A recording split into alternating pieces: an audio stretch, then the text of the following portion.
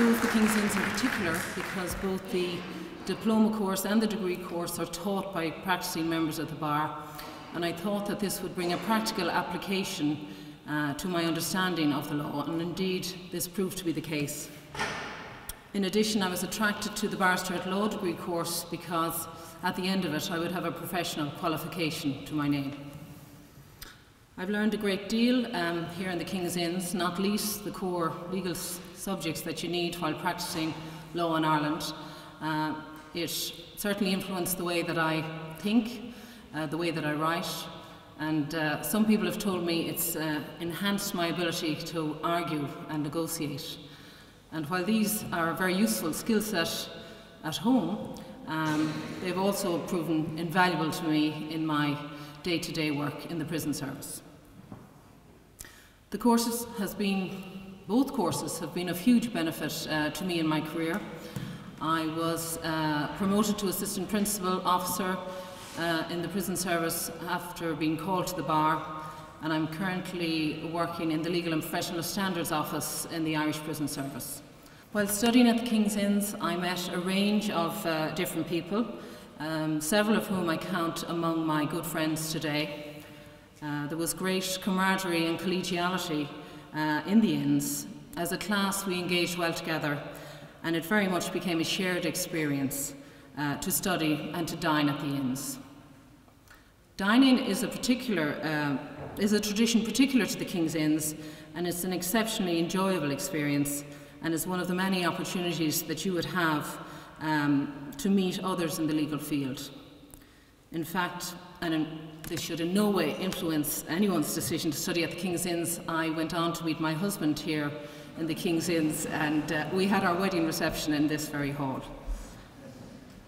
People, in my view, with diverse career plans study at the King's Inns, and while many of my colleagues went on to practice at the bar, many others, like myself, used their qualifications to become successful or more successful in companies, the media, the civil service and politics.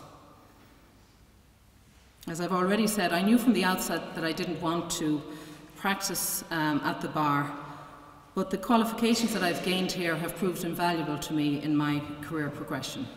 I cannot recommend highly enough studying here in the King's Inns.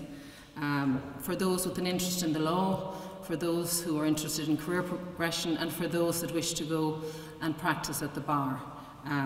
It was a fantastic experience for me and has opened many, many doors for me along the years. I really benefited from my time here, both professionally and personally, and I continue to return here time and time again, as can be seen from this evening. I also dine here on occasion, and I completed the advanced diploma in legislative drafting in 2012. So once you complete the course, please don't feel that your association with the Inns is at an end, because I'm evidence to the fact that it doesn't end there. Thank you very much for your time this evening. From entering college, I was fairly clear that I ultimately wanted to pursue studies to become a barrister, and then more likely than not, but not definitively, to practice at the bar. For me, I was very attracted to the idea of the oral advocacy, which is at the core of a barrister's job, and it was in stark contrast, I suppose, to the image that we have of the life of a solicitor who might be spending his or her days cooped up in an office, as opposed to at the cut and thrust of fighting for justice in the halls of justice. The reality is actually somewhat different, but it was the thing that pulled me towards the bar, and as a result pulled me towards King's Inns, because King's Inns is the only place in Ireland, or the Republic of Ireland, where you can train to become a barrister. And I have to say that the year I spent here was, without a doubt, one of the most enjoyable years that I spent in education. A great attraction of the teaching method that applies at King's Inns is that you're taught in groups of about 16. It's very interactive. There are a lot of things that you do, like, for example, engage in mock advocacy or negotiation with your classmates or consultations with your classmates that you would never have done, I imagine, in your legal studies up to this point. And there are also a great deal of extracurricular opportunities open to students at King's Inns, an extraordinary amount really that are there simply to be grabbed. I'm just going to speak very briefly also about life as a barrister and my experience. I'm in my 4th year of practice, so I can only give really a flavour of what it's like, because the experience is very different dependent on the stage of your career that you're at. But as for me, it will be for all of you the very first stage that you encounter, and so I suppose it might be of interest from that perspective. First of all, the bar is quite different to what I expected it to be. Now, that's not to say it's better or worse, but it's different in 2 respects. It's a much more specialised profession than I realised, or expected it to be, I should say. And that's something to bear in mind when you're dealing with something which is another day's work entirely to this, which is your choice of master. But it's just something I would suggest you think about in due course, or you be aware of. The second is, and this is important, I think, the focus on oral advocacy is less than you might imagine, unless you're practicing as a criminal barrister. If you practice in what's called, as I imagine you will all know, civil law, which is really anything other than crime, an awful lot of your work will be paperwork based, but you will still get plenty of opportunities to engage in oral advocacy. But it's certainly not, perhaps I was naive and other people are far better informed, but there is less of the cut and thrust of oral advocacy than I thought, and when there is, you spend an awful lot of time generally preparing for it. Other times you may not spend as much time as you should, but generally you spend an awful lot of time in preparation.